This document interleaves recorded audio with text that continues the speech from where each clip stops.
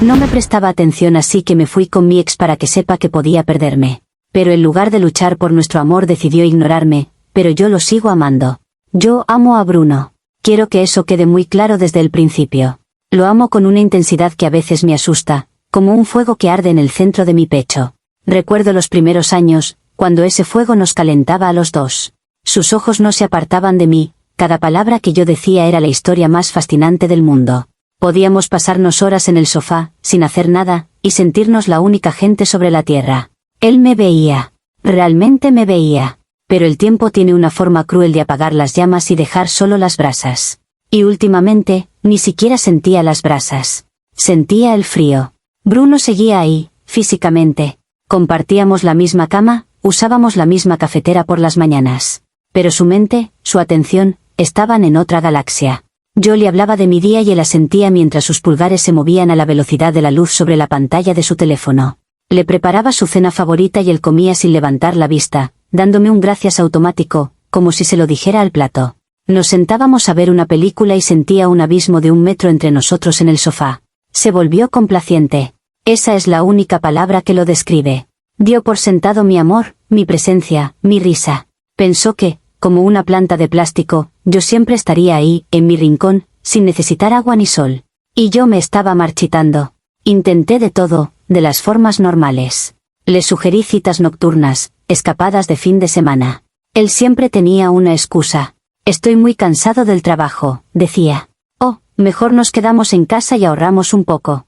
Intenté hablar con él directamente, con lágrimas en los ojos. Le dije, Bruno, no me siento conectada a ti, te siento a miles de kilómetros. Él me abrazaba, me decía que eran ideas mías, que me quería como siempre, y al día siguiente todo volvía a ser igual. El teléfono, el cansancio, la distancia, la desesperación es algo peligroso. Te hace pensar en soluciones extremas. Me di cuenta de que las palabras ya no funcionaban. Necesitaba una acción. Algo que lo sacudiera, que le hiciera levantar la vista de su estúpida pantalla y darse cuenta del tesoro que estaba a punto de perder. No quería herirlo. Quería salvarlo. Quería salvarnos. Necesitaba que recordara al hombre que era antes, el que lucharía por mí. Y en mi mente, nublada por la soledad y el pánico, solo se me ocurrió una idea. Una idea terrible y brillante. Necesitaba un electrochoque. Y el nombre de ese electrochoque era Daniel. Mi ex. Contactar a Daniel fue absurdamente fácil. Un par de clics en redes sociales y ahí estaba su perfil, casi sin cambios, con la misma sonrisa torcida que recordaba. Mi dedo tembló sobre el botón de mensaje durante un segundo. Una pequeña voz en mi cabeza gritó que era una locura, que estaba jugando con fuego. Pero la imagen de Bruno en el sofá, iluminado por el resplandor azul de su teléfono, apagó esa voz al instante. Le escribí un simple hola, ¿cómo has estado? Daniel respondió en menos de 5 minutos. Estaba emocionado, sorprendido. Me dijo que pensaba en mí de vez en cuando. Sus palabras eran como un bálsamo para mi ego herido. Acordamos tomar un café para ponernos al día. Solo un café, me repetí a mí misma. Inofensivo. Era una misión de reconocimiento, nada más. Nos vimos al día siguiente. Y fue fácil. La conversación fluía sin esfuerzo. Él me hacía preguntas, se reía de mis chistes, me miraba a los ojos cuando hablaba. Me sentí como si me hubieran sacado de un desierto y me hubieran dado un vaso de agua helada. Fue una hora de atención indivisa, una hora en la que me sentí como el centro del universo de alguien. No hubo coqueteo, no de forma obvia, pero la conexión estaba ahí. Daniel siempre tuvo debilidad por mí, y yo lo sabía. Estaba usando eso, y una pequeña parte de mí se sentía culpable. Pero era una culpa lejana, ahogada por la necesidad. Este no era el objetivo, era solo la herramienta. Esa noche, decidí plantar la primera semilla. Mientras Bruno miraba un vídeo en su teléfono, dije casualmente, qué curioso, me encontré con Daniel hoy. Él ni siquiera levantó la vista. Solo emitió un murmullo, ah, qué bien. Mi corazón se hundió. ¿Eso era todo? ¿Ni una pregunta? ¿Ni un atisbo de curiosidad o celos? La indiferencia fue como echarle gasolina a mi plan desesperado. Claramente, un café no era suficiente. Tenía que subir la apuesta. Empecé a intercambiar mensajes con Daniel con más frecuencia. Lo hacía a propósito cuando Bruno estaba cerca, sonriendo a la pantalla, soltando una risita de vez en cuando. Esperaba la pregunta. Esperaba un, ¿con quién hablas tanto? Pero nunca llegó. Bruno estaba en su propio mundo, y parecía que las paredes de ese mundo eran cada vez más altas. Me sentía como una niña gritando en una habitación insonorizada. Mis acciones se volvieron más erráticas, más impulsivas. Cada vez que Bruno me ignoraba, le escribía a Daniel. Cada vez que me daba una respuesta monosilábica, planeaba algo nuevo. La lógica se fue por la ventana. Todo lo que quedaba era una necesidad visceral de provocar una reacción, cualquier reacción, que me demostrara que todavía le importaba. Fue entonces cuando se me ocurrió la idea definitiva. El plan que no podía fallar. Daniel mencionó que su banda favorita, una que a Bruno y a mí también nos encantaba, iba a tocar en un bar el sábado por la noche. Las entradas estaban agotadas, pero él conocía a alguien. Era perfecto. Demasiado perfecto. Esa noche, me senté junto a Bruno en el sofá. Apagué el televisor. Él me miró, parpadeando, como si saliera de un trance. Le dije, con la voz más calmada que pude fingir, que iba a salir el sábado por la noche. Que Daniel me había invitado a ver a esa banda que tanto nos gustaba. Esperé. Contuve la respiración, esperando la explosión. Esperando que se levantara y me dijera que de ninguna manera iba a ir con mi ex a nuestro bar, a escuchar a nuestra banda. Esperaba que se enfadara, que me reclamara, que luchara por mí. Pero Bruno solo me miró con sus ojos cansados. Hubo una larga pausa, y luego dijo, de acuerdo. Que te diviertas. Y volvió a coger su teléfono. El sábado llegó con un silencio denso y lleno de palabras no dichas. Pasé horas preparándome, más de las que había pasado en años. Elegí el vestido negro, uno que Bruno siempre decía que me quedaba increíble. Me maquillé con esmero, no para Daniel, sino para la imagen mental de Bruno viéndome salir por la puerta. Era una armadura para una batalla que él se negaba a pelear. Cada gesto era un grito silencioso, mírame, mira lo que estás perdiendo, reacciona por favor. Cuando estuve lista, lo encontré donde siempre, en el sofá con su teléfono. La televisión estaba encendida, pero ninguno de los dos la miraba. Me paré frente a él y le dije, bueno, ya me voy. Él levantó la vista. Me recorrió con la mirada, desde los zapatos hasta el pelo. Por un instante, un microsegundo, vi algo en sus ojos. ¿Tristeza? ¿Decepción? Mi corazón saltó con una esperanza estúpida. Este era el momento. Ahora me diría que no fuera, que me quedara, que habláramos. Pero lo único que dijo fue, te ves muy guapa. Ten, cuidado.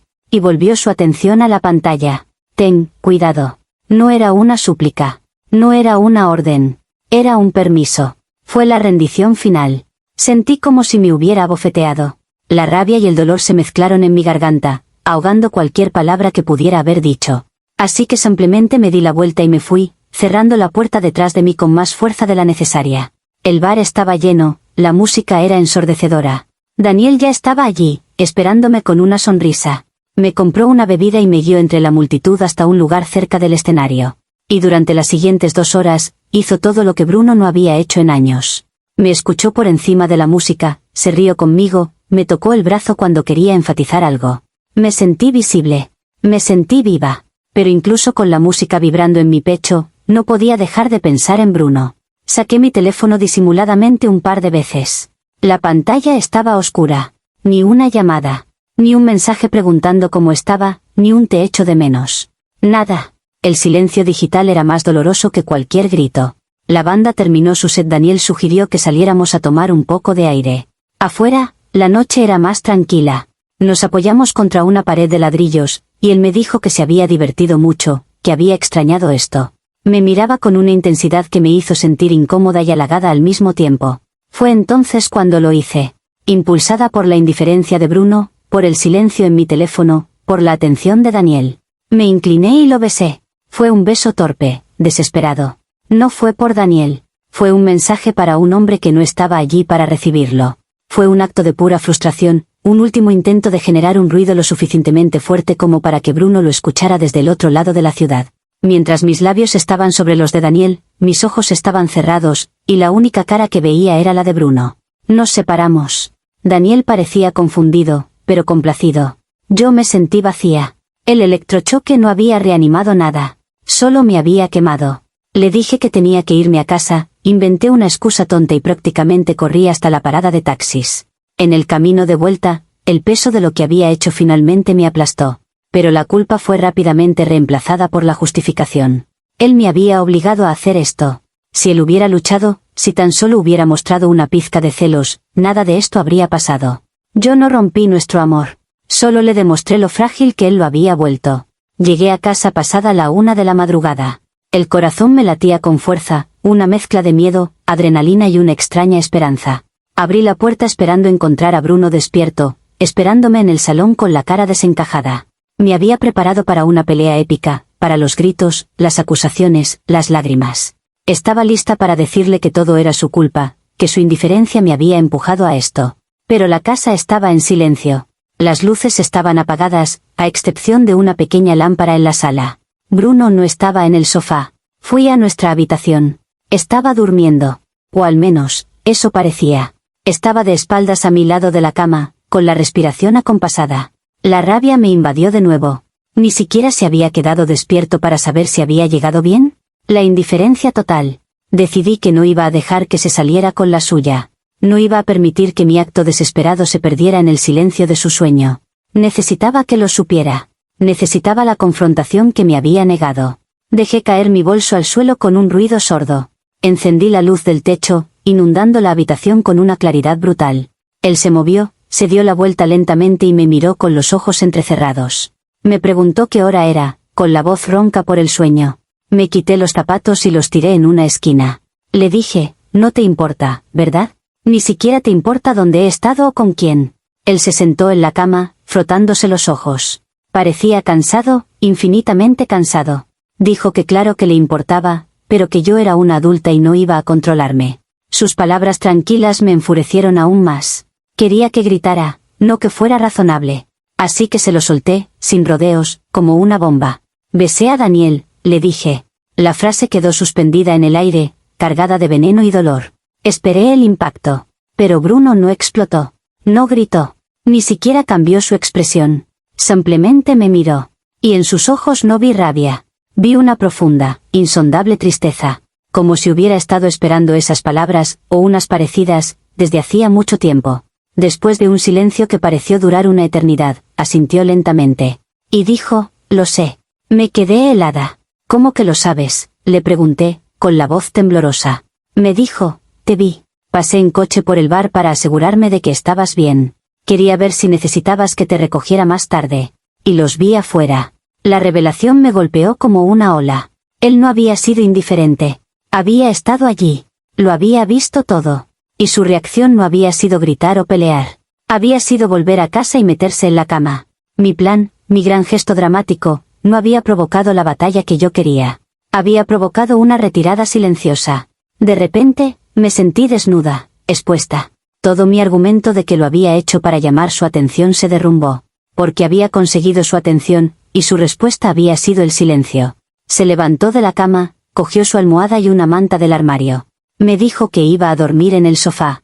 Le grité, ¿no vas a decir nada más? ¿No vas a luchar por mí? Él se detuvo en la puerta. Se giró para mirarme, y su voz era apenas un susurro. Me dijo, llevo años luchando, pero de la forma equivocada.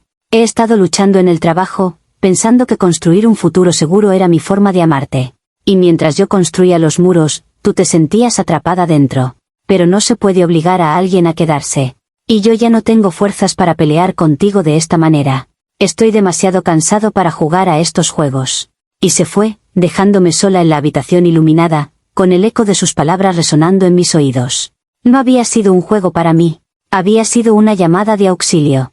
Pero él no lo vio así. Vio a una niña haciendo un berrinche, y decidió que ya no quería jugar.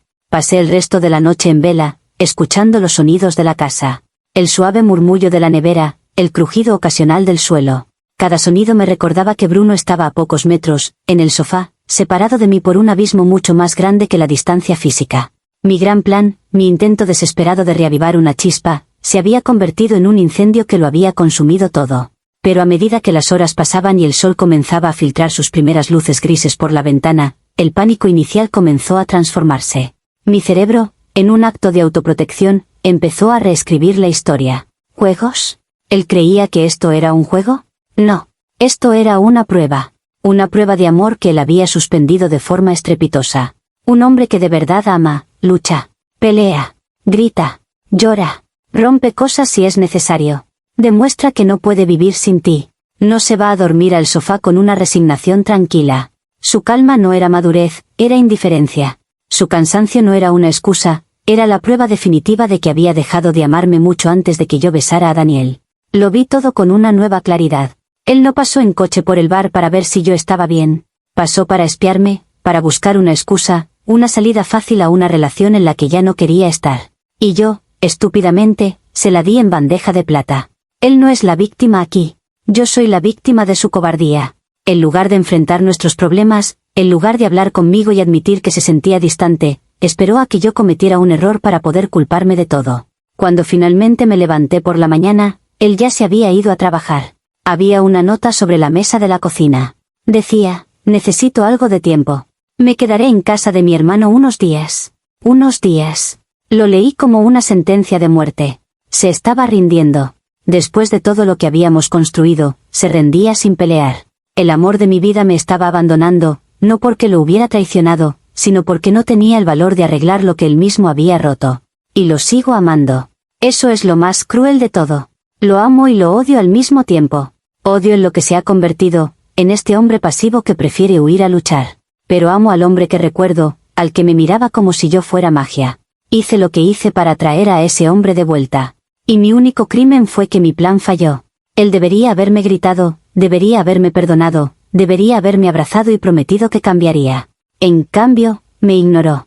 Me abandonó. Y ahora estoy aquí, sola, amando a un hombre que claramente no me amaba lo suficiente como para luchar por mí. Comentarios populares de Reddit. Usuario anónimo 1. Espera, déjame entender esto. Lo ignoraste durante meses, te fuiste con tu ex deliberadamente para lastimarlo, lo besaste, y ahora estás enfadada porque él no quiere jugar a tus juegos de secundaria y en lugar de eso se fue. Eres un caso de estudio. Respuesta de la protagonista. No eran juegos. Era un grito de ayuda. Si alguien que amas se está ahogando, no te quedas mirando desde la orilla diciendo que no quieres mojarte. Te lanzas al agua. Él decidió quedarse seco. Eso no es madurez, es abandono. Usuario anónimo 2. Él te dijo literalmente que había estado luchando por ti, trabajando duro para construir un futuro. Su forma de amar no era la que tú querías en ese momento, así que decidiste prenderle fuego a todo. Y ahora lloras porque te quemaste. Usuario anónimo 3. Suenas agotadora. Él probablemente lleva meses sintiendo esta presión y tu acto final fue la gota que colmó el vaso. No es que no quisiera luchar, es que se dio cuenta de que no se puede ganar una pelea contra alguien que sigue moviendo los postes de la portería. Respuesta de la protagonista. ¿Los postes de la portería? El único poste era sentirme amada. Sentirme vista. ¿Es eso mucho pedir en una relación? No quería una casa más grande ni más dinero. Lo quería a él. Y cuando intenté demostrárselo de la única manera que se me ocurrió, me trató como si estuviera loca. Quizá lo estoy. Loca por seguir amando a alguien que se rindió tan fácilmente. Actualización 1. Ha pasado una semana. Una semana desde que encontré esa nota en la cocina. Los primeros días fueron un infierno de silencio. Revisaba mi teléfono cada 30 segundos, esperando una llamada, un mensaje, cualquier cosa. Pero no llegó nada. El silencio de Bruno era absoluto, un muro de piedra contra el que mis pensamientos se estrellaban una y otra vez. Leí sus comentarios. Dicen que soy agotadora, manipuladora, que yo empecé esto. Quizás no lo entienden. Cuando amas a alguien, a veces haces cosas locas e ilógicas para no perderlo. Mi plan no fue perfecto, lo admito. Fue desordenado y estúpido. Pero nació del amor y del miedo. ¿Qué hizo él por amor? Se fue. El fin de semana no pude soportarlo más. La casa se sentía enorme y vacía. Cada rincón me recordaba a él. Me subí al coche y conduje hasta el apartamento de su hermano, Mateo. No tenía un plan, solo sabía que tenía que verlo, que si podía hablar con él cara a cara, podría hacerle entender. Toqué el timbre y fue Mateo quien abrió la puerta. Su cara se transformó al verme, pasó de la sorpresa a una hostilidad fría. Me dijo que Bruno no quería verme. Le supliqué, le dije que solo necesitaba 5 minutos. Desde el interior del apartamento, escuché la voz de Bruno. Dile que se vaya, Mateo. Esa voz, tan cercana pero tan distante, me rompió el corazón en 1.000.000 de pedazos. Le grité a la puerta cerrada. Le grité que era un cobarde, que no podía simplemente esconderse y fingir que yo no existía. Le dije que lo amaba, que todo lo que hice fue por nosotros. No hubo respuesta. Mateo, con una mirada de lástima y frustración, cerró la puerta suavemente en mi cara. Me quedé allí, en el pasillo, durante no sé cuánto tiempo. Humillada. Derrotada. Pero mi impulso caótico no se había ido. Se había transformado en una rabia desesperada. Volví a casa y empecé a enviarle mensajes. Largos párrafos explicando mis sentimientos, recordándole nuestros buenos momentos, mezclados con acusaciones sobre su cobardía. Le envié fotos nuestras de cuando éramos felices, como si las imágenes pudieran recordarle lo que estaba tirando a la basura. Finalmente, después de decenas de mensajes sin leer, recibí una respuesta. Una sola frase.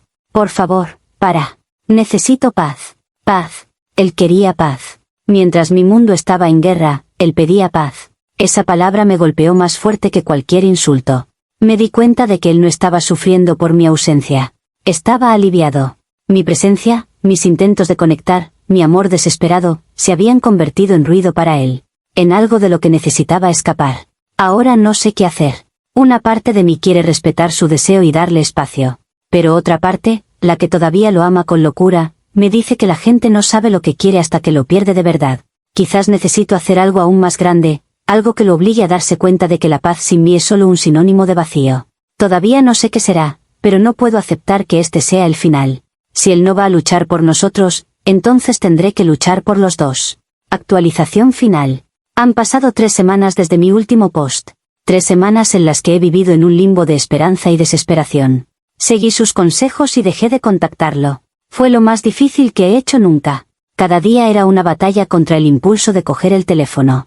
Me repetía a mí misma que el silencio le haría extrañarme, que se daría cuenta del vacío que había dejado. Creía que estaba siendo estratégica, pero en realidad solo estaba conteniendo la respiración, esperando. El evento que lo cambió todo ocurrió ayer. Era nuestro aniversario. 7 años. Imposible que lo olvidara, pensé. Era la prueba de fuego. Si sentía algo por mí, hoy sería el día en que se pondría en contacto. Pasé la mañana limpiando la casa, como una loca. Puse flores frescas, compré una botella de su vino favorito. Incluso empecé a preparar los ingredientes para la primera cena que le cociné. Me vestí con el vestido que usé en nuestra primera cita. Me sentía patética y esperanzada a partes iguales. Era mi último gran gesto, aunque él no estuviera allí para verlo. Un acto de fe. Las horas pasaban. Mediodía. Las 3 de la tarde. Las 7. El sol se puso y la casa se oscureció. Mi teléfono permaneció en silencio. La cena sin preparar se quedó en la encimera. El vestido bonito se sentía como un disfraz. La esperanza se marchitó y murió lentamente. A las 10 de la noche, sonó el timbre. Mi corazón dio un salto tan violento que me dolió el pecho. Era él. Lo sabía. Había esperado hasta el último minuto para hacerlo más dramático, para sorprenderme. Corrí hacia la puerta, con una sonrisa temblorosa en la cara, lista para llorar, para gritar, para perdonarlo todo. Pero cuando abrí la puerta, no era Bruno. Era un repartidor, un chico joven que sostenía una caja de cartón. Me la entregó, me hizo firmar en un dispositivo electrónico y se fue. Me quedé allí, con la caja en mis manos. No tenía remitente, solo nuestra dirección. La llevé adentro y la abrí con manos temblorosas. Dentro, cuidadosamente doblada, estaba toda la ropa y las cosas que se había dejado en casa de su hermano. Su cepillo de dientes. El libro que estaba leyendo. Un par de camisetas. Y encima de todo, había una sola llave. La llave de nuestra casa. No había ninguna nota. No necesitaba verla. El mensaje era inequívoco. Me derrumbé. Me senté en el suelo, rodeada de sus cosas, y finalmente entendí. Todos mis planes, mis dramas, mis gritos silenciosos y mis gestos desesperados no habían sido una batalla por nuestro amor. Habían sido los espasmos de algo que ya estaba muerto. Yo intentaba reanimar un cuerpo con electrochoques, sin darme cuenta de que el corazón había dejado de latir hacía mucho tiempo. No fue mi beso con Daniel lo que terminó con nosotros. No fue su indiferencia. Fue una muerte lenta, por 1000 cortes pequeños, por 1000 momentos de desconexión que ninguno de los dos supo cómo detener. Mi acto final no fue la causa, fue solo el momento en que se firmó el certificado de defunción. Lo sigo amando. Creo que una parte de mí siempre lo hará. Pero el amor que siento ahora es por un fantasma, por un recuerdo. El hombre que me devolvió la llave ya no es el mismo que me la dio por primera vez. Y yo ya no soy la misma mujer. Él no luchó, no. Pero quizás tenía razón. Quizás hay batallas que simplemente no se pueden ganar. Y la nuestra era una de ellas. Ya no hay más planes, no hay más gestos. Solo queda este silencio. Y, por primera vez, estoy empezando a entender que tal vez es la paz que él tanto quería. Aunque duela como el infierno.